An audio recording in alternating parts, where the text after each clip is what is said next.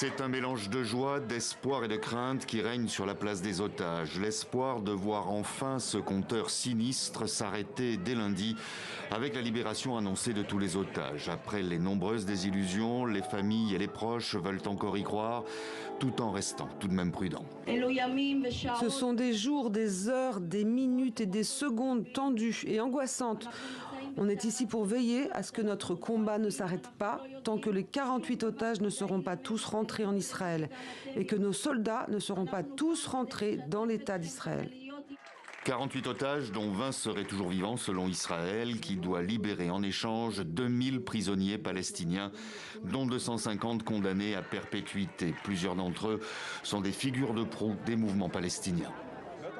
Nous sommes pleinement conscients du prix et du danger que représente la libération des terroristes. Certains d'entre eux sont extrêmement dangereux. Ceux qui retournent au terrorisme en paieront le prix. Et tout doit être réglé en 72 heures. Pendant ce temps, des centaines de milliers de Gazaouis, maintes fois déplacés, prenaient dès les premières heures de la journée le chemin du retour. Véritable marée humaine au milieu des ruines, avec ce sentiment partagé de joie et de crainte.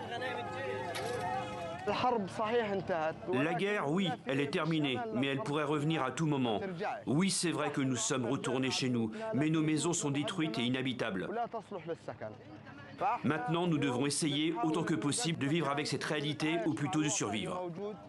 Survivre en attendant l'arrivée de l'aide humanitaire promise dans le cadre de l'accord de paix. 600 camions par jour, toujours bloqués aux différents points de passage, comme ici, à la frontière entre Gaza et l'Égypte.